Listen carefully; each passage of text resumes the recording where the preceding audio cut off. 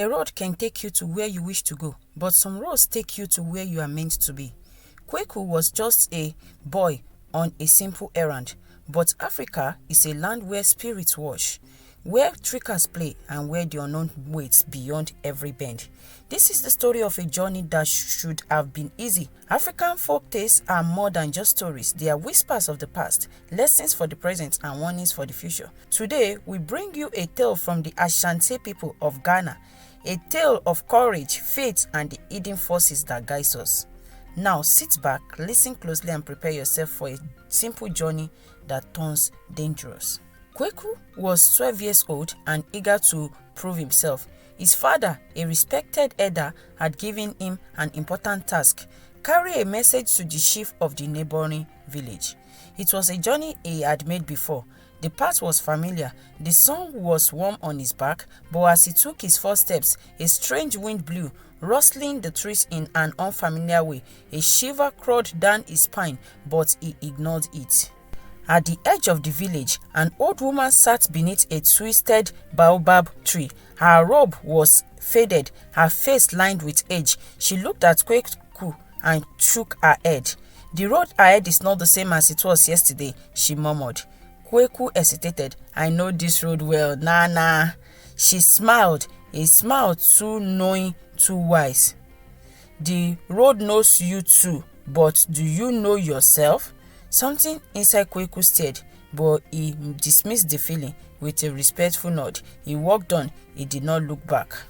The dirt path stretched before him, winding through the tall grass, but something was wrong. The trees looked taller. The road seemed narrower. When he turned to glance back at his village, he froze. The village was gone. The road that had always been clear was now shrouded in mist. Had he taken a wrong turn, or had the road changed? As he walked, he heard footsteps behind him, quick, light, mimicking his every step. He turned sharply. Nothing was there. His heart pounded. The wind whispered through the trees, carrying laughter that did not belong to any human. A rustle in the bushes, a flash of golden eyes, then a hyena stepped onto the path, grinning at him. "Lost, little one?" the hyena asked. Kweku's throat went dry. Hyenas did not speak. "Perhaps I can guide you for a price," the trickster continued, his voice silky and smooth. Before Kweku could run, he reached a river he had never seen before. The water shimmered, reflecting not just the sky, but scenes that were not there. "You may cross," the river whispered, "but what will you leave behind?"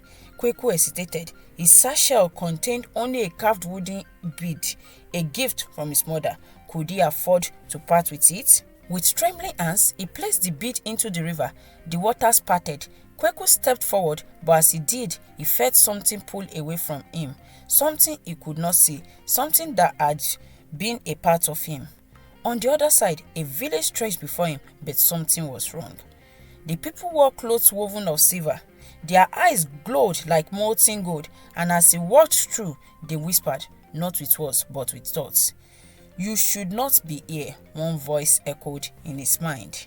A tall man stepped forward, his robe flowing like mist.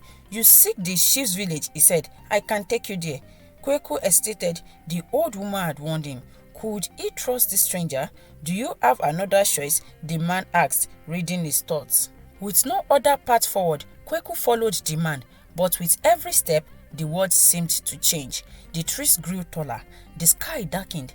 His feet felt heavier. "Where are you taking me?" Kweku asked. The man only smiled, and then he disappeared. Kweku's breath caught in his throat as the man disappeared. One moment he was walking beside him, the next he was gone. The path before him was unfamiliar, winding deeper into the darkening forest. Had he been tricked? He turned to go back, but the road behind him had vanished too. He was trapped. The wind rustled through the trees, but it carried voices, low, murmuring, washing. "Turn back, you should not be here. It is too late." Kweku's hands clenched into fists. He was afraid, but he couldn't let fear control him. There had to be a way forward. As he walked, he felt eyes on him, watching from the branches. At first, he thought they were owls, but owls didn't have human-shaped eyes. One of them blinked, then another. A slow, eerie motion. You have stepped beyond the living world. A voice whispered, "Now you must prove you belong." A figure emerged from the shadows, tall, cloaked, faceless. "Name your ancestors," it commanded. Kweku's chest tightened. He knew his parents, his grandparents, but beyond them, he struggled to recall. "Without roots, you are nothing," the figure warned. "Know your past or be lost in the present."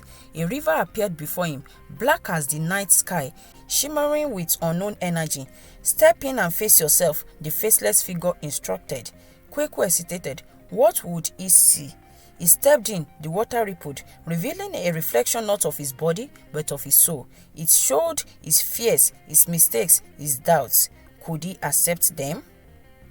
As Kweku stared at the water, he saw his mother's eyes, his father's strength, his grandmother's wisdom. He wasn't alone. He carried his people within him. The river calmed. The faceless figure nodded. "You may continue." The road led him to an open clearing where ghostly echoes of past travelers walked alongside him. Some had reached their destinations, others had not. "Choose wisely, boy," one spirit murmured. "Not all who walk this path return." A familiar chuckle filled the air. The hyena was back, grinning widely. "Still lost?" it mocked. "Or have you learned something?" Kweku stared at it. He now knew what the hyena was, a trickster spirit testing him. "You knew all along," Kweku said. "This was never about the journey. It was about me." The hyena laughed louder, but didn't deny it. The path ahead was split in two. One side bathed in golden light, the other in shifting shadows. "Choose," the hyena grinned. "Light is always safer, but is it always right?" Kweku closed his eyes. He listened, not with his ears, but with his heart. Then, without hesitation, he stepped into the shadows. The darkness surrounded him, but instead of fear, he felt calm. The shadows whispered not lies, but truths he had ignored. His stubbornness, his fear of failing his father, his doubts about himself. Kweku took a deep breath. He was ready to accept them. A massive wooden gate loomed before him, guarded by an ancient being, half man, half beast, his horns curved like the moon. "Why do you seek passage?" it rumbled. "I must deliver a message," Kweku answered. The guardian studied him. "Messages can change. Are you sure yours has not?" Kweku stated. "Had the journey changed its purpose?" The guardian held out a stone. "Place your words upon it," it commanded. Kweku spoke his message, but as he did, he felt the weight of each word. Were they still true? Had his father's message remained the same, even after all he had seen? The stone glowed. The guardian nodded. He had spoken truthfully. "You may pass." A long wooden bridge stretched across an abyss. Each step creaked, but Kweku kept walking. Below, he saw visions of what could have been, if he had chosen differently, if he had failed. His hands shook, but he did not stop. He was almost home.